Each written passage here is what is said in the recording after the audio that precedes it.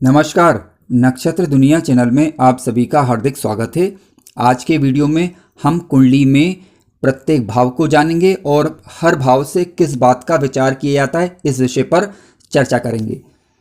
कुंडली अध्ययन की दृष्टि से आज का वीडियो काफ़ी महत्वपूर्ण है, क्योंकि अगर आप प्रत्येक भाव और उनके मालिक ग्रहों को और प्रत्येक भाव से किस बात का विचार किया जाता है ये जानते हैं, तब आसानी से आप अपनी कुंडली का विश्लेषण कर सकते हैं।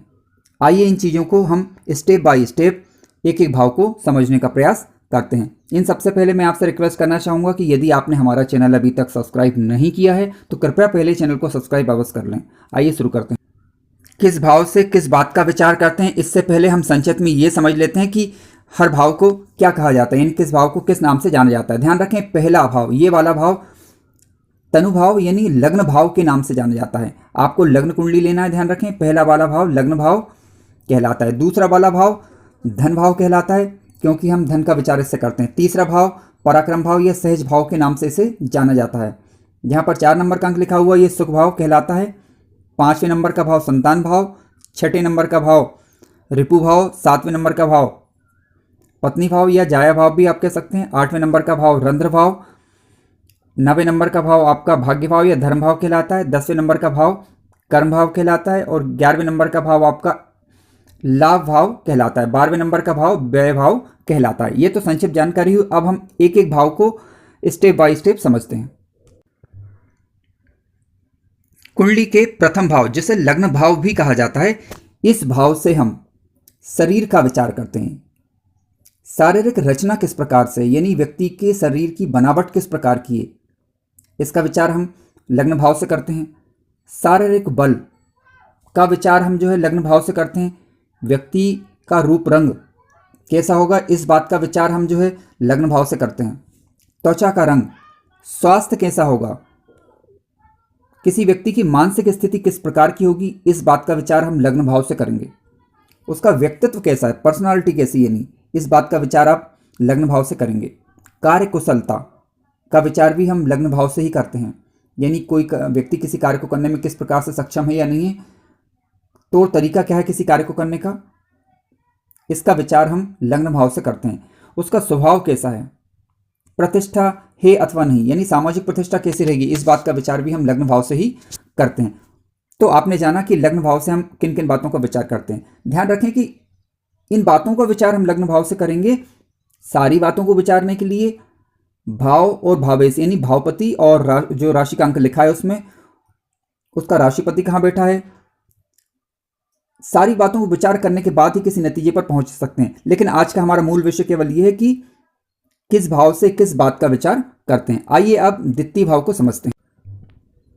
कुंडली का दूसरा भाव, जिसे धन भाव के नाम से भी जाना जाता है, इससे हम हमारे पास धन संपत्ति कितनी मात्रा में होगी, इस बात का विचार करते हैं। संचित धन यानी सेविंग हो पाएगी अथवा नहीं हो पाएगी, इस बात का विचार हम सेकंड हाउस से करते हैं।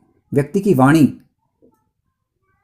किस प्रकार की रहेगी, कड़वी रहेगी, मीठी रहेगी, मिलनसार रहेगी, इस बात का विचार भी हम सेकंड हाउस से करते हैं।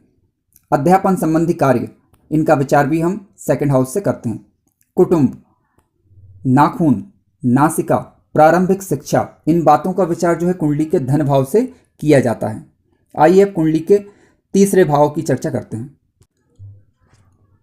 कुंडली का तीसरा भाव, जिसे पराक्रम भाव के नाम से भी जाना जाता है, थर्ड हाउस, इससे हम व्यक्ति के पराक्रम का विचार करते हैं, यानी उसमें पराक्रम का स्तर क्या रहेगा, डरपोक रहेगा व्यक्ति या पराक्रमी रहेगा, सारी बातों का विचार हम पराक्रम भाव से ही करेंगे। छोटे भाई बहन, इनका विचार भी हम पराक्रम भाव से करेंगे। व्यक्ति के कंधे यानी भुजाएं, हाथ, नोकर, फेफड़े, श्वास रोग, कान से संबंधित जो रोग होते हैं, इनका विचार भी हम कुंडली के पराक्रम भाव यानी थर्ड हाउस से करते हैं। ठीक है, आइए अब कुंडली के फोर्थ हाउस पर चर्चा करते हैं। कुंडली का फोर्थ हाउस यानी जिसे सुख भाव के नाम से भी जाना जाता है, इसे मातृ भाव भी कहा जाता है। इससे हम माता का विचार करते हैं, भूमि का विचार करते हैं, भवन का विचार करते हैं, वाहन का विचार करते हैं। जनता का भाव भी ये कहलाता है, यानी कोई राजनेता अगर मान लीजिए राजनीति में है तो अगर वो जानना चाहता है कि जनता के प्रति या जनता का व्यवहार उसके प्रति कैसा रहेगा या उसका व्यवहार जनता के प्रति कैसा रहेगा, इसका विचार जो है आप 4th हाउस से हम कर सकते हैं। हृदय का विचार कर सकते हैं हम। माध्यमिक शिक्षा का विचार 4th हाउस से किया जाता है। घरेलू वातावरण कैसा रहेगा, इसका विचार जो है हम 4th हाउस से करते हैं। जीवन का उत्तरार्ध कैसा रहेगा, यानी जीवन का जो दूसरा कह सकते हैं कि उत्तरार्ध पक्ष कैसा रहेगा, इसका विचार जो है हम 4th हाउस से करते हैं। जमीन का विचार करते हैं। पेट और छाती के जो रोग होते हैं इनका विचार जो है हम 4th हाउस से करते हैं। तो काफ़ी महत्वपूर्ण है, यानी कुल मिला के देखा जाए कि स्वदेश का विचार भी जो है हम कुंडली के 4th हाउस से करते हैं। आइए कुंडली के 5th हाउस पर विचार करते हैं। कुंडली का 5th हाउस काफ़ी महत्वपूर्ण भाव है ये, और इसे संतान भाव के नाम से भी जाना जाता है। ठीक है, इससे हम संतान का विचार करते हैं। उच्च शिक्षा का विचार जो है हम इसी भाव से करते हैं। इष्ट का विचार, यानी हमारे कौन इष्ट होंगे, इसका विचार भी हम इसी भाव से करते हैं। इसके लिए आप 5वें भाव यानी संतान भाव में जो राशि का अंक लिखा होता है, जो उसके इष्ट होंगे वही आपके इष्ट देव होंगे। ठीक है, मांगलिक कार्यों का विचार हम करते हैं। भाग्य देखते हैं, हालांकि भाग्य के लिए हम नवा भाव देखते हैं, लेकिन नवे से नवा पंचमी होता है, तो भाग्य का विचार भी हम यहाँ से भी करते हैं। ननिहाल पक्ष का विचार हम संतान भाव से ही करेंगे। देशभक्ति, इसका विचार भी जो है हम इसी भाव से करेंगे। खेलों में प्रवीणता, इसका विचार भी संतान भाव यानी पंचम भाव से किया जाता है। बच्चों से मिलने वाला सुख और पीठ, इनका विचार भी जो है हम संतान भाव से यानी 5th हाउस से करते हैं।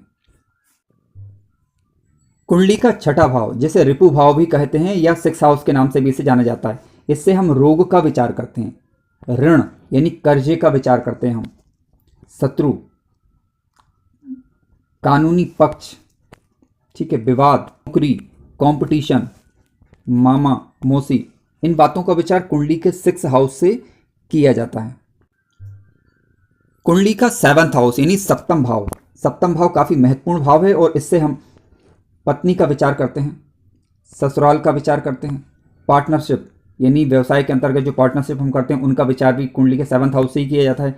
पति पत्नी का स्वभाव कैसा होगा, इस विषय में भी हम कुंडली के 7th हाउस से ही विचार करते हैं। प्रवास के योग तो नहीं है क्या, काम, व्यवसाय, इन बातों का विचार जो है कुंडली के 7th हाउस से किया जाता है। आइए कुंडली के 8th हाउस से पर अब बात करते हैं कि कुंडली के 8th हाउस से किन बातों का विचार किया जाता है। कुंडली का 8म भाव यानी 8th हाउस, ध्यान रखें कुंडली के 8th हाउस से जीवन का विचार करते हैं, यानी व्यक्ति कितना लंबा जीवन जिएगा इस बात का विचार कुंडली के 8th हाउस से किया जाता है। मृत्यु का विचार भी यहीं से करते हैं हम। इसके अलावा कई प्रकार के जो संकट होते हैं उनकी बातें या उनसे संबंधित विचार भी हम इसी भाव से करते हैं। चिंता, बाधाएं, आकस्मिक होने वाले कार्य या आकस्मिक संकट, इनका विचार भी कुंडली के 8म भाव से किया जाता है। इसे रंध्र भाव के नाम से भी जाना जाता है। रुकावटें, रिसर्च का विचार भी हम कुंडली के 8th हाउस से ही करते हैं। पैतृक संपत्ति, वसीयत, कुंडली के 8th हाउस से देखा जाता है। कुंडली का 9वां भाव, जिसे भाग्य भाव या 9th हाउस के नाम से भी जाना जाता है, इससे हम व्यक्ति के भाग्य का विचार करते हैं। धर्म कर्म में व्यक्ति की रुचि रहेगी या नहीं रहेगी, इसका विचार कुंडली के 9वें भाव से करते हैं। उच्च शिक्षा का विचार भी इसी भाव से किया जाता है। पिता का विचार भी करते हैं हम।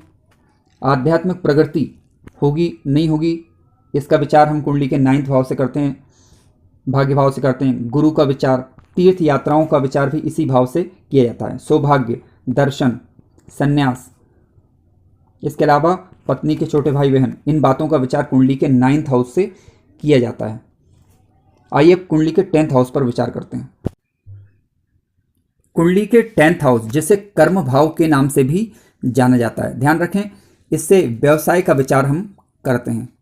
यश हमें मिलेगा या नहीं मिलेगा, इस बात की चर्चा या इस बात का विचार भी कुंडली के 10th हाउस से किया जाता है। प्रसिद्धि, राजयोग, प्रतिष्ठा, सामाजिक मान सम्मान किस स्तर का होगा, कुंडली के 10th हाउस से ही जाना जाता है। अधिकारियों से संपर्क कैसा रहेगा आपका, व्यापार में सफलता, इससे संबंधित विचार करना हो तो 10th हाउस ही देखना होगा।